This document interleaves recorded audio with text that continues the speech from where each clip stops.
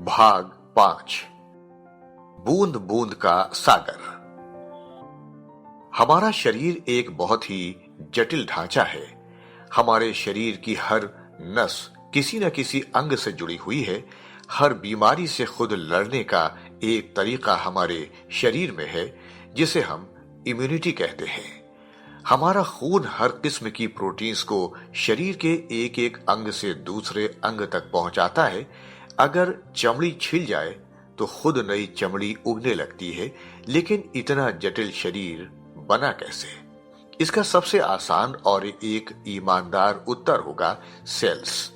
बहुत छोटे छोटे सेल्स एक साथ मिलकर एक बहुत ही पेचीदा शरीर को जन्म देते हैं। इसी तरह हर विशाल, पेचीदा और जटिल ढांचे के पीछे बहुत छोटे छोटे परमाणु होते हैं, जिन्हें हम एटम्स कहते हैं। एक विशाल सागर पानी की बूंदों से ही बनता है।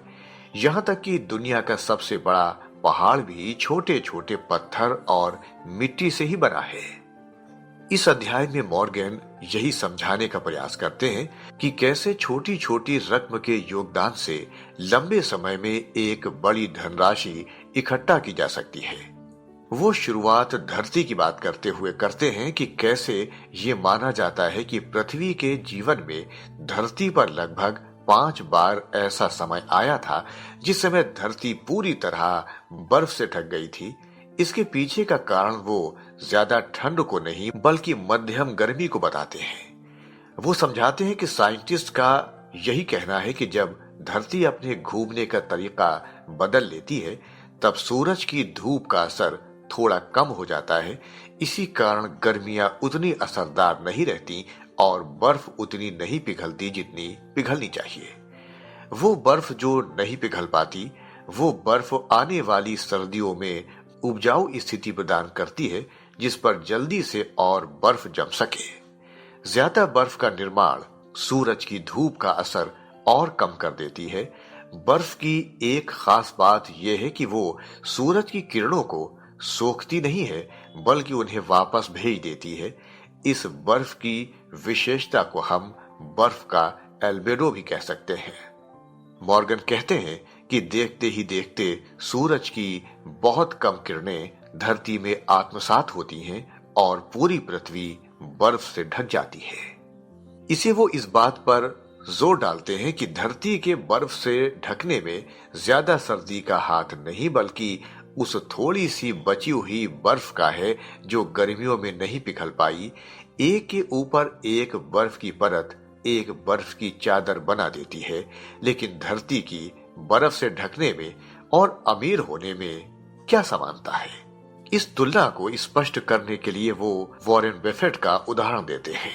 वो कहते हैं कि वॉरेन, जिनके ऊपर कई किताबें लिखी गई हैं, उनके सफल होने का कारण उनकी कोई खास तकनीक या चुनिंदा स्टॉक्स नहीं, बल्कि उनकी एक आदत है। वो आदत जो बचपन से उनके साथ है और जिस आदत ने उन्हें एक अमीर इन्वेस्टर से सबसे अमीर इन्वेस्टर बना दिया, वो है लंबे समय तक इन्वेस्ट करना। वो बताते हैं कि वॉरेन बफेट सालाना अपने पैसों पर 22% रिटर्न कमाते हैं, जबकि जिम साइमंस, जो कि एक हेज फंड चलाते हैं, वो 1988 से सालाना 66% रिटर्न कमा रहे हैं। परंतु जिम साइमंस की नेटवर्थ सिर्फ $21 बिलियन है, जबकि वॉरेन बफेट की $84.5 बिलियन। तो इन दोनों में क्या फर्क है? मॉर्गन के मुताबिक समय का। एक लंबे समय तक अपने पैसों को जोड़ना ही वो रहस्य है जिसने वॉरेन बफेट को इतना अमीर बनाया। इस बात को मजबूत करने के लिए वो एक और उदाहरण देते हैं कि कैसे अगर वॉरेन बफेट किसी आम मनुष्य की तरह ही खर्च करते और अपनी जिंदगी को जीते और 60 साल की उम्र में रिटायर हो जाते, तो उनकी नेटवर्थ $84.5 बिलियन नहीं, बल्कि सिर्फ $11.9 बिलियन ही होती। मॉर्गन के मुताबिक लोग हमेशा अपने पैसों पर सबसे ज्यादा रिटर्न लेने की कोशिश करते हैं, लेकिन उन्हें अमीर होने के लिए जो चाहिए वो बस इतना ही है कि अच्छा रिटर्न जो कि लंबे समय तक उन्हें मिलता रहे। ये रणनीति सुनने में बहुत सरल लगती है, लेकिन इसके फायदे इतने हैं कि हमारा दिमाग इसका सही मूल ढंग से समझ ही नहीं पाता। जैसे ये बात सुनने में अजीब लगती है कि गर्मियों की एक पतली सी बर्फ की परत जो ना पिघल पाई, उसकी वजह से धरती पूरी तरह बर्फ में ढक सकती है। इसी तरह अगर हम एक लंबे समय तक अपने पैसों को जोड़ते रहें तो जो अंतिम धनराशि हमें प्राप्त होगी वो भी हमें आश्चर्यचकित कर देगी।